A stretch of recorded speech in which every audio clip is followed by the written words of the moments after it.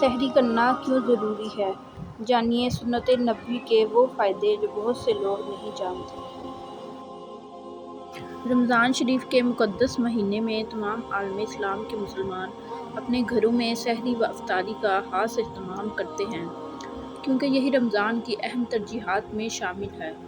چونکہ بہت سے افراد بنا سحری کیے ہی روزہ رکھ لیتے ہیں اور کچھ تو صرف پانی پی کر ہی سحری کا اہتمام کرتے ہیں، یعنی افطاری کی طرح سحری کا خاص اہتمام نہیں کرتے، جو کہ غلط عمل ہے۔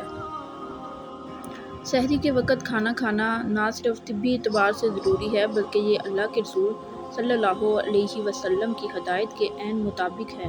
بخاری شریف کی ایک روایت ہے کہ آپ نے فرمایا، سحری لازمی کیا کرو کیونکہ سحری میں برکت ہے۔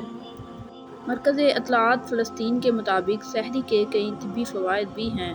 سحری کے وقت کھانا کھانے سے سنت رسول پر عمل ہونے کے ساتھ ساتھ ہم اجر و ثواب بھی کما رہے ہوتے ہیں۔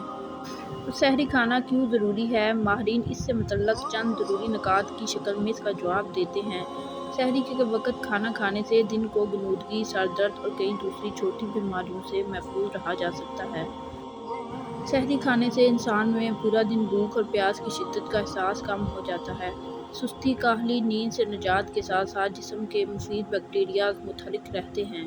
سحری کھانے سے نظام معمول کے مطابق کام کرتا ہے اور خون میں شوگر کی مقدار معمول پر رہتی ہے۔ اس کا روحانی فائدہ یہ ہے کہ بندہ اللہ اور اس کے رسول صلی اللہ علیہ وسلم کی اطاعت میں دن گزارتا ہے۔ روایات میں آتا ہے کہ نبی اکرم صلی اللہ علیہ وسلم افطاری میں جلدی فرماتے اور سحری کو آخری وقت تک لے جاتے تھے۔ ایک صحابی حضرت عمرو بن میمون کہتے ہیں کہ صحابہ کرام بھی افطاری میں جلدی اور سحری میں تاخیر کیا کرتے تھے۔